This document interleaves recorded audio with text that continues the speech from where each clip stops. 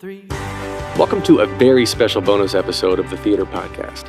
Back on January 7th, Jillian and I attended a press event for the Loveville High podcast launch. Being a podcaster myself, I was very excited to be part of the night where they debuted what I hope will be a growing trend in original, scripted, serialized podcasts, of course starring Broadway names. And what you're about to hear now is a single episode edited together from various interviews that I did throughout the evening. We're starting off with David Zellnick, who wrote the books and the lyrics, followed by actors Harrison Chad, Connor Ryan, and Mason Alexander Park. And then this episode actually even ends with a special interview with Adam Rothenberg, who you may know better as Adam from callmeadam.com, who is a Broadway interviewer himself. And he was also there covering the event for his website. So I was really excited to meet him and get him on this podcast as well. So here you go. Let's get started now with David Zellnick. So this is actually a podcast, which in the Broadway circuit is a little bit unusual. Where did you come up with the idea? Was it you that had the idea It was me that came up with the idea. I don't know exactly. I love podcasts, and Eric Svekar, the composer, and I, a few years ago, wrote a song that we loved. And I was trying to think of ways that we could put it in the universe that wasn't sort of an invitation to something else, but was the thing itself. Mm-hmm. And I thought, wouldn't it be amazing if we could find New York talent to not do like advertisements for shows in New York that you can't see, but actually do a bit of amazing work and send it to the world and just live as itself. That's amazing. And did you start out knowing that you wanted to do 9 episodes, or did it just kind of evolve? No, it sort of came to me in a vision. I don't know why. I had this idea that if we told 9 short stories of love, all set at one high school, all with interlocking characters, then each of these episodes could be satisfying, but wouldn't have to bear the weight of doing an entire 10-minute musical universe of itself. Right. Because I've heard 10-minute musicals that are wonderful, but they have to do so much work to establish tone, world, everything. And I thought if we could do sort of a quasi-La sort of where we follow characters through different scenes and different emotions and different relationships. In one, they're the one who's in love, and one, they're the one who's turned someone down. And also just some self-contained scenes that can be done in acting classes or in one-act festivals. I thought it would be a beautiful, full event. So for those who may not know what Loveville High is, what's your 30-second pitch?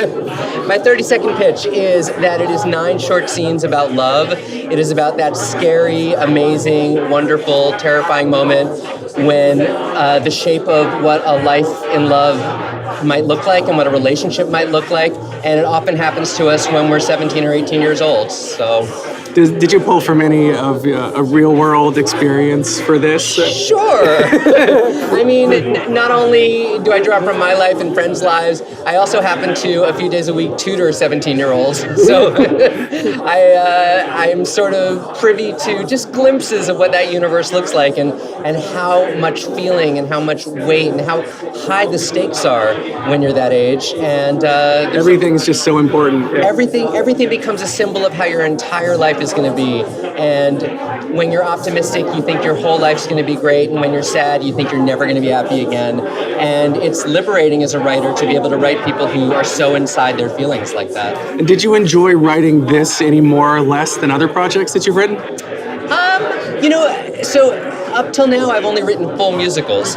And so when I wrote with my brother a musical called Yank, it felt very important to make an event that is iconic and as itself lives to tell a story about, in that case, gay history. Here, I felt like as long as there's just a little moment of risk or heartbreak, a little revelation, then that would be enough. And so it is kind of new for me because each episode doesn't bear the weight of having to tell the universe. Was it hard? There's very well-known Broadway stars who are part of this. Was it hard to convince them to join the project?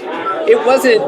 Basically, we hired a casting director, Michael Casara, who is wonderful, and we were going to ask some of our friends who've been on Broadway, and he said, wouldn't it be amazing to ask people who are the cusp of their careers on Broadway to be these characters who are the cusp of their lives? And so we created a Dropbox. We shared the songs with our first choices, and our first choices said yes. So it's really amazing. Yeah, I was very impressed with the cast list, and on our podcast, we've interviewed Ali Stroker too. So like a dear friend of ours. Yeah, looking through the cast list, I'm so excited. I've listened to the trailer multiple times. The first 3 episodes are out. So. Yeah, so now it is great. They are out. Where did you come up? Was it your idea to do like the full-blown press event, and like we're here, there's the step and repeat, there's like you can hear the crowd around us. I've never, for a podcast launch, have never experienced this before. It was not fully my idea. It was I'm working with Katie Rosen at Campfire PR, and she wanted something exuberant and fun to launch it into the world, because she made me realize that there could be something sad about releasing it into the world and not having any moment to celebrate it or any way to like know that it happened. So I'm tracking our downloads. We've had 50 different people download the first 3 episodes today, which feels amazing, but also is like, I don't know who they are, and like, so this is wonderful. This is a wonderful, joyous, I don't know, stepping out for this podcast. Well, that's wonderful. So when we wrap up our normal podcast episodes, we always ask 3 standard closing questions. I'll only ask you one tonight, which is if you could only see one show for the rest of your life, but you can see it as many times as you want, which show would you see? Wow.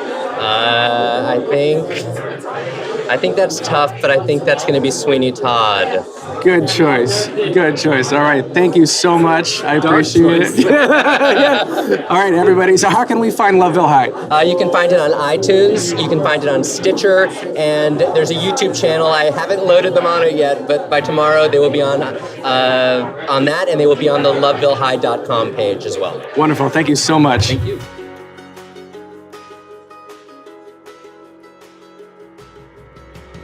Next up, we have Harrison Chad, who plays Noah in episode 5 of Loveville High. Who is Noah? So, in the episode, my character and Troy Awada's character are in a locker room together. I'm sort of helping Troy. He just got an injury, like on his leg, and so I'm helping him out, and we start to talk about like our life as bros. And then we get into like a pretty bromantic song, and then later in the episode there's a special detail reveal that I won't reveal yet, but then we sing another song about this other person that we both know. His girlfriend. Yeah. His girlfriend. So there's 9 episodes. I was reading all the press materials for this. It's all saying it's all about like gay relationships and straight relationships, and with transgender, cisgender, all sorts of people. So how does that play into your character? So this episode is about 2 straight guys who love each other As bros. but like wishing that they were gay so that they could date each other. That's literally the name of the song. Is like, the line is, I wish I were gay because I'd date you. Which I find myself saying on a daily basis to all of my gay friends, because it's so true. Well, as a straight man, to some of my straight guy friends, I've been like, you know what? Like, if I were going to be gay, you'd be my boyfriend. Exactly. We all have that list of, like, celebrities. Yeah. But then some people also have, like, your friends who you're like, you know, if I was gay, you'd be my top choice. Yes. When you were pitched, you handed over the script, and you were like, oh, a scripted podcast with Broadway people, what was your first thought? Oh, I was totally in, because I recently got very into podcasts, and I've been yearning for musical podcasts. I think they're great. I've only heard like improv musical podcasts before, but this was the first time I'd heard of like a scripted one. I'm sure there have been, but I was really just attracted to the material because I really like David and Eric's work, and I just think it's like very funny and real and down to earth and like intimate in a way. And podcasts usually are just listened to like on the subway when you're alone or with a lot of people, but it's only in your ears. So yeah. Did you get to go to your prom, your senior prom? Yeah, I did go to my prom. David was asking me about this before my prom. I only remember really two things about my prom. It was in like an aquarium museum. Eyebrow raise. Like an aquarium, but it was also aviation. It was a weird place. It was like air and sea. Somewhere on Long Island. So like a naval base. Maybe, yeah. I was at a fort. I was actually in the and then the other thing I remember were the appetizers. It was very similar to this party. A lot of mini hot dogs, a lot of good grilled cheese. Hopefully there was a DJ. There was probably. I don't know, I had just broken up with my girlfriend 2 weeks before. Wait, this is crazy. I broke up with my girlfriend 2 weeks before, and then I asked her if she would still go to the prom with me. Well, she already had a dress. She'd already bought a dress. But then she said no. Oh, no. So I had to, very fast call up this girl I went on a teen tour with. That's embarrassing. I went on a teen tour with this girl, and I called her up and said, will you please be my prom date? It was like 3 days before. She's like, sure. And it was great. We had a lot of fun, but I still kind of feel bad about the other girl. And did your ex-girlfriend end up going to the prom with somebody else? No, she was a year younger. Oh. So I really screwed her over. Wait, you gave her the option. Well, yeah, but I should have, looking back as an adult now, I really should have waited the 2 weeks. I'm not sure I needed to do it. It was and then later on, that summer, I tried to get her back. Oh, that's pretty high school. Yeah, it's very high school. I left flowers by her door. Oh, wow. Yeah. So you're romantic at heart, it sounds like. Yeah, but it was weird. It's fine. So getting back to Loveville High. Do you love I like this trend of where podcasts are gonna have scripted content and all this stuff's gonna come out. Do you want to see more of this, or do you think it's kind of pulling away from the natural state of things? No, I'm so down for it because it's kind of like it's a newer art form in the sense of it's harkening back to these days of old old radio plays where you could listen to a radio play. I remember when I was younger, I did a radio play of what's the movie about Christmas? Every time you hear a bell ringing, where he goes, what is it? What is it? What? Polar Express. No. With the guy who's he's trying to save his life. He works at a bank. It's a Wonderful Life. It's a Wonderful Life. Yeah. We did a radio play of it, and I thought it was awesome. With Foley, and you really see how a sound soundscapes can not necessarily just be on a stage and in front of you or on TV. It's just a different art form, and I think it's pushing the boundaries because most podcasts nowadays are just free form. What we're doing now, just talking back and forth. When you have something scripted, it's just a different form, and I'm interested in that. Yeah, Foley artists to me, I think they get so less credit. Yeah, the little credit, but when you have something, especially A Quiet Place with John Krasinski, right? You've got a that Foley person artist. deserved an Oscar. Yeah.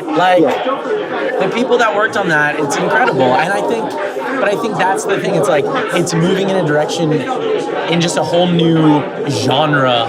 It could be a different genre of theater, where people are. It's relatively inexpensive to produce a podcast compared to a Broadway show. And I think also, weirdly, you could get more ears on it and more people. And it's a story, as I said, a lot about different people and the LGBTQ community and a lot of people in the middle of wherever you live. If you find this podcast on iTunes, it's something that you can really hold on to and get you through high school or through your own prom. And you've got the potential for an original cast recording because this is all music. Yeah, that's fun. I mean, Eric is a great composer and David has been a blast to work with. But doing original music, recording, it's just fun. I haven't actually heard my episode yet. Have you not? They haven't said it to you? No. I should actually find out if I can listen to it. No, it's cool. It's cool to get. I did a lot of I've done a lot of voiceovers in my life, so it's in the world of what I do. But definitely fun to sing songs that are completely brand new. Wow. Have you done any voiceovers that we would recognize? Yeah, like I was the voice of Boots on Dora the Explorer. My producer just went crazy. But beyond I did a lot of a lot of voiceovers as a kid. I did a bunch of I did Tarzan 2. Yeah. I was Tarzan. Glenn Close played my mom, and she just won a Golden Globe. Yeah. Yesterday. It was amazing. I've been in the studio working so we had a blast doing this because, they sent the material over and I vibed with it instantly. But then when we were actually there, me and Troy just turned it up a level and just made it our own, even though we had just met each other that morning. So you guys real life bros now? Yeah, we're real life bros. It turns out he's now in Be More Chill, and I'm friends with I'm part of Joe's family, and it all is it's a weird circle of life. This island of 8 million people is so tiny. Oh yeah, it's a very small world, and in the theater world, it's infinitely smaller. Yeah. Well, thank you so much for this quick little interview here. I really appreciate it. Now here is Connor Ryan, who is Johnny in episodes 1 and 9 of Loveville High. You love podcasts, it sounds like. I wish I was more of a podcast person. I only listen to a couple. I listen to Pod Save America and Fresh Air, which is more a radio show than a podcast. And but I love it. And it's a great way to learn some information while you're riding the train. So when somebody came to you and said, "Yo, Connor," they literally said, "Yo, I've got this new thing for you. I want you to audition for it, but it's a podcast." What was the first thing that went through your head? As always, I think most young actors starting out is just yes, anything and everything. I never turn my nose up at anything unless I physically can't be there, at that time. So, on top of wanting to accept anything coming my way, I also know David and thought the concept was a really cool idea and was overly thrilled to get to be involved. Yeah. So I was just thinking awesome, let's do it. And who is your character in Loveville High? So I played Johnny in episode 1 and 9. This specific relationship, in the context of all the relationships that you'll get exposed to over the course of the 9 episodes, is a relationship, a heterosexual relationship between a young man and a young woman in high school, seniors getting ready to graduate. They're high school sweethearts, and they kind of feel like the outcasts, the misfits of their high school. Pose for picture. They feel like the poor kids. Whether or not they are the poor kids, I'm not really sure, but they certainly feel like the poor kids. They feel like the underprivileged losers amongst their classmates, and which I kind of think on some level most people can relate to. I play Johnny and Haley Kilgore plays Jane, and That's interesting that you said most people feel like can relate to that. Do you feel the majority of people go through life with imposter syndrome? I think so. Yeah, I think that's kind of a part of the human experience. Unless you're living a really cushy nepotism life where you inherited your dad's job. But even that person probably feels like everybody here probably thinks I'm just here because I'm my dad's son and I don't deserve to be here. I think most people experience that kind of I don't belong here thing, right? That's sort of a human thing. I think so. I think it's kind of human nature if you're a normal person to sort of question it. I think so, yeah. And I think the thing about Loveville High is they've done a really great job of trying to make these people real people, these kids, real kids, which is something that even for me, who I was in high school a decade ago, which isn't that long, and you're not a real kid, I get it. It just makes me feel like it would be really hard to be a kid today, and I feel still like a kid, but to be a high school kid, it'd be really hard. And so the authenticity of what they've written is really cool because kids nowadays with these shootings and you know, everything that's going on politically in our country, it's really hard to be a teenager right now. Right. Did you draw from your own experiences, like from going to prom and going to high school and all this, or was this? I have to admit that I've never done a podcast before, so it was really kind of shot out of cannon. You get there and you have the script and you have a couple hours to record it, and so there wasn't a lot of like really deep character work going. I was just kind of trying to fly by the seat of my pants and bring as much truth to the character as I could in the short amount of time I had with it. So I wasn't actively thinking about bringing in my own high school experience, but I'm sure there's some of that in there. I mean, you know, we've all been high schoolers at some point, right? You are such an animated person. Even standing here with me, having this serious conversation, you're all over the place. Oh yeah. And even I've had a couple drinks. and in disparate measures. Oh yeah. My God, like slapstick all over the place. Have you ever had to play a role where you had to like be stiff and not fluid? Oh my God, probably. The one isn't jumping to my mind right now, but yeah, Desperate Measures was an amazing opportunity to get to like explore all that weird physical comedy. And I'm in a show right now where I'm playing a rock star, so I get to do all that weirdness still. Yeah. But I think, yeah, like for example, like you know how in high school or college you get to play these parts that you should never play. You know, like there's nobody else. In college, I was Jean Valjean in Les Mis, and that was a little stiff for me, to be honest. That was yeah. You know, yeah. But that's fun. Getting to do stuff that's challenging is always fun. That's amazing. So, what did you like the most about Loveville High? What do you hope that happens out of this? Was it you that just a few minutes ago was talking about the sense of community? I think it was Jordan. No, it was somebody else. Yeah, I think that even though I haven't met hardly any of these people attached to this, I feel connected to them, and that to me is the coolest thing. Is that like I had like an hour with Haley, but didn't get to know her very much. But the other night I saw Once on the Island, and she saw me in the audience, and afterwards was like, "Is that Connor?" And I was like, I was certain she wouldn't even remember me. We only spent an hour together, you know. Yeah. And so it's a sense of like connection with people, even if it's a distant connection or sort of a 6 degrees of whatever podcast separation. It's cool to feel a part of something bigger than just you. Yeah. And a part of something that is about inclusivity.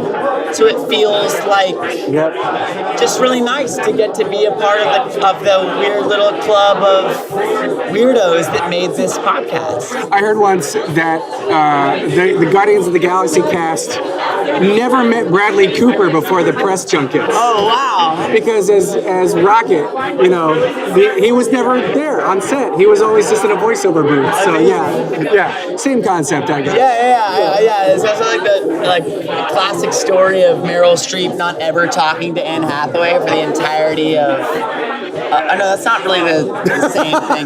No. You know what's a better example? I was thinking of Dolores Prada example. Yes, that's more kind of method acting example. Yes. You know what? Those actors in Game of Thrones who have been on the same show for like a decade and have never met each other. Yeah. That's a better example. Okay. Listeners. Connor Ryan, over and out.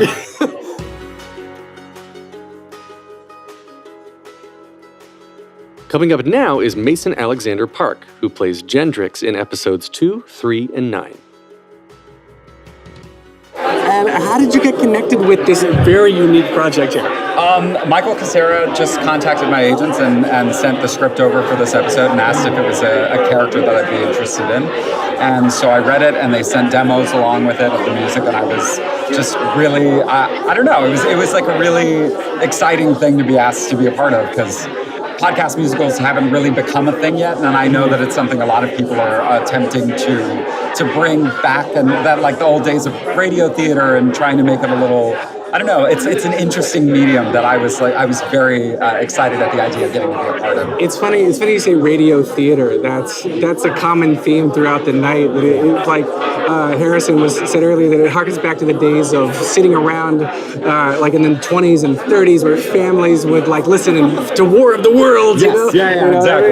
Yeah. I mean, that's immediately what I thought of. It's like my brain went to War of the Worlds and all these like just so many random things that I used to listen to when I was a kid and before podcasts really had taken over. And so it's cool that now that because podcasts are such a massive medium that people are listening to all the time and it's allowed room for us to create a more, I don't know, a weirdly artistic and kind of like creative version of a musical within that new world. Yeah, I love it. And I'm going to switch gears dramatically here. Listening to you speak, you have a low voice.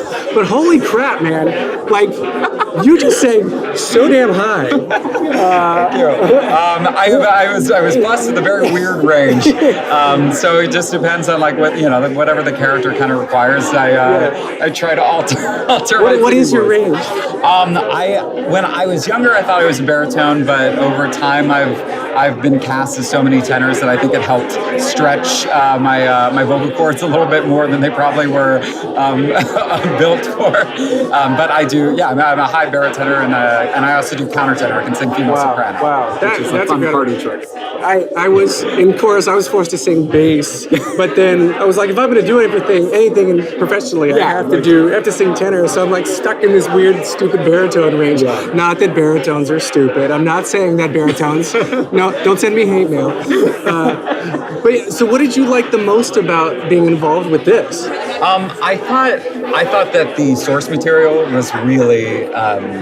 It was just really well written and well researched. It's like growing up, as a theater kid, there weren't a lot of things that I could listen to or watch that was like in a musical medium that really resonates with what it feels like to be a high schooler. I mean, we had High School Musical, like my generation had that, and we also had Glee, which I had that. Yeah, Glee was the thing, and that was a really defining moment in my life. Like I remember both of those things and Spring Awakening. And certain like there were milestones where you were like, oh, young people can do theater, and like there is theater written for young people, and I know that this kind of came for them as an idea because like it also is something that can be done in classroom settings. It can be done in colleges and high schools as these isolated 10-minute scenes. And to me, that was super unique and super exciting because I went to college for musical theater, and I remember the struggle of like, okay, well, what fits your type and what fits your age range and what fits like finding the perfect scene into a song and just I remember the stress of us trying to find material that was good to work in a classroom setting, and these each episode is designed to where it can also function in that way. And your character, how does it work? Your character is in like one or two of the episodes of the whole thing, and who is your character? I think Gendrix is in 3, in the second, the third, and the last episode. But the second episode is really Gendrix is like big. It's the episode where I meet Isaac's character, and where we get to sing "Sparkle Like Bowie," which is the only song that I've recorded. So it's a very special episode for me because it was the one that I really got a chance to like learn a lot about Gendrix's character and how they identify and all that kind of stuff. But it was fun because when they approached me about Gendrix, like there were no really defining qualities or rules about the character yet. It was sort of like we know we want the character to be an opportunity to represent the LGBTQ community and especially the on the gender spectrum as opposed to just sexuality, because I mean growing up like there was no shortage of queer representation in like theater when it came to like gays and straights and that kind of thing, but when it came to the gender spectrum, like that was entirely left to like Hedwig and Frankenfurter and Rocky Horror, and like there were very few roles that I remember finding that finding that androgyny and that kind of gender fluidity in a role. And so this was really cool because that was like the main thing. His sexuality or their sexuality wasn't necessarily the topic of discussion so much as it was like, well, how does this character translate in 2018 and now that kids have more representation and have the opportunity to discover more about not only their sexuality but their gender identity at a young age.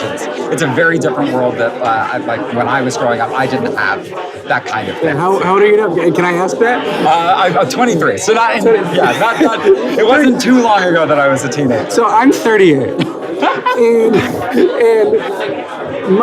I grew up. I didn't have broadband until I went to college. Yeah. Right. And I see now.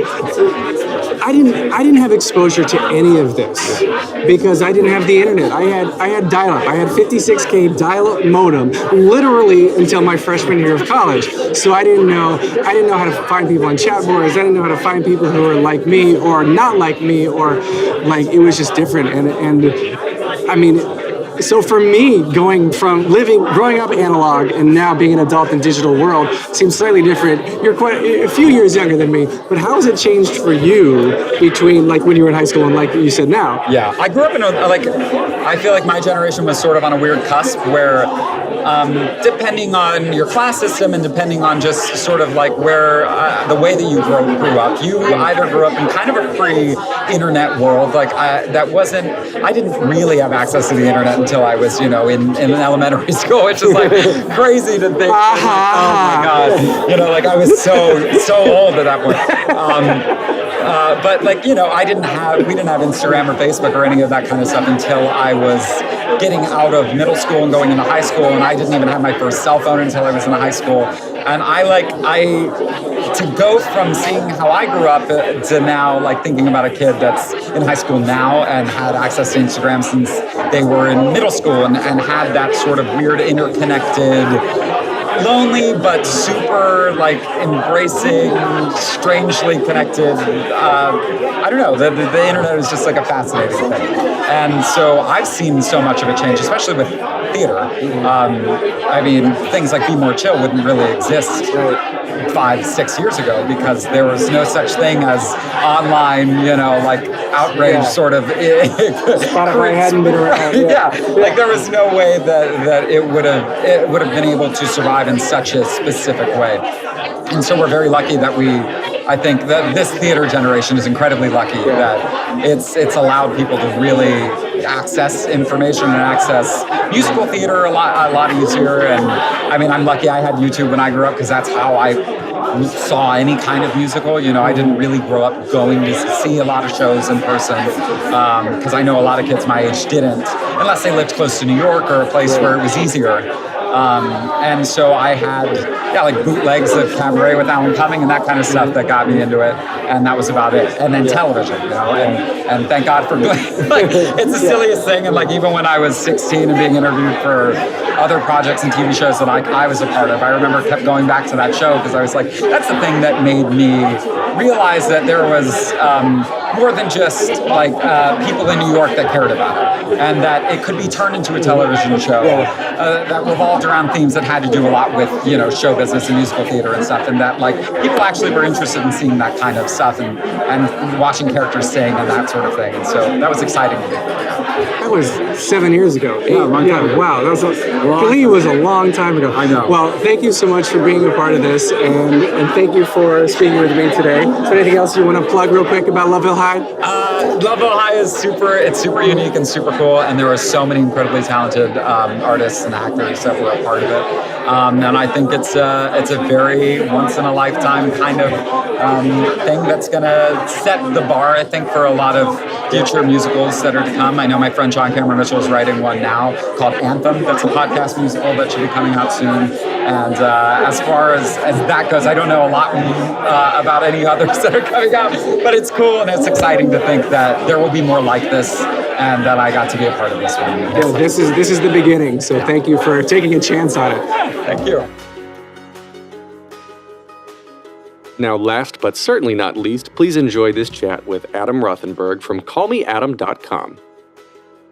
We are here with Call Me Adam. Yes. So what is your full name? My full name is Adam Rothenberg. And what do you do? I host my own website where I interview actors and performers. I ask them the heartfelt and fun questions other sites don't. And people seem to open up to me about things they haven't talked about in previous interviews. And what attracted you to Loveville High tonight? Several things. The cast, for sure. I've seen a lot of them in different Broadway shows, and they're fantastic. And I just love the concept of it, that it's 9, 10-minute episodes. It tells a musical theater story throughout the whole 10 episodes, but each episode is sort of self-contained, so you can listen to just one episode at a time. And I think it's a really fresh and innovative way to present musical theater to audiences. Are you a fan of podcasts? I am. What is your favorite podcast? My favorite, I would say one of my favorite is Kathy Lee Gifford's podcast. I have adored her for years, and I just love the questions she asks her interviewees, and she's always delightful to listen to. And that's probably not what you were expecting. No, it was not at all, but there is no wrong answer. That's great. And how did you get started with your own website? Where did this come from? Well, I used to do stand-up comedy on the side of having a day job, and the stand-up comedy obviously didn't go anywhere. So I was still looking for a way to interview people. I was looking for a way to entertain people. And I read a lot of interviews, and I was like, well, I have questions I want to ask. And I just started emailing people I knew in the theater community, being like, hey, I have a blog, and would you want to be part of it? And then I started contacting press reps, and I started getting bigger names, and now I get a lot of interviews of a range of people, from people just starting out all the way up to more well-known names. And some of the people I've interviewed over the 10 years have been Sutton Foster, Kathleen Turner, Olivia Newton-John, oh my God, now of course, I'm forgetting everybody. Olivia Newton-John, though, that's an icon in this industry. Yes. Oh, George Takei from Star Trek. Yes. I actually got to go to his apartment and do the interview, and I sat with him for an hour and a half. It was incredible. Have you met his husband, Brad? Was he there too? I did, yes. Very nice. I met George and Brad years ago, and they're two of the nicest guys. Yes. Yeah. Yes. So. Oh, and Gavin Creel I've interviewed, who I love. It's Charles Bush, Julie Halston. Just incredible people. I've been very lucky. I feel very fortunate. So why do you continue to come back and do this? You said you've been doing it for 10 years. Yeah. Why do you continue to do this? I love it. I absolutely love it. I love meeting people. I love learning about people. I love finding out what makes them tick. It's so much fun for me. That's amazing. So where can we find you? Where can we find all of your interviews? You can find them all at on my website, callmeadam.com. You can also follow me on Twitter, Facebook, and Instagram at callmeadamnyc. And follow me. I would love it. All right. Well, thank you so much for talking. Thank you, Alan. I appreciate it. Thanks for listening to this wonderful bonus episode. To find and subscribe to Loveville High, you can start by visiting lovevillehigh.com. And you should also follow them on Instagram at Loveville High, or just simply search for Loveville High everywhere you find podcasts today. To get more of me, as always, you can find me online on Instagram and Twitter at theater_podcast, or on Facebook /official theater podcast. Wherever you're listening now, please rate and give an honest review. I love reading them, and you can visit on the web, thetheaterpodcast.com. This podcast is also produced by Jillian Hockman, and as always, thank you to our friends Jukebox the Ghost for the intro and outro music that you always hear every single episode. See you later. Take a deep breath, make the world a little colorful.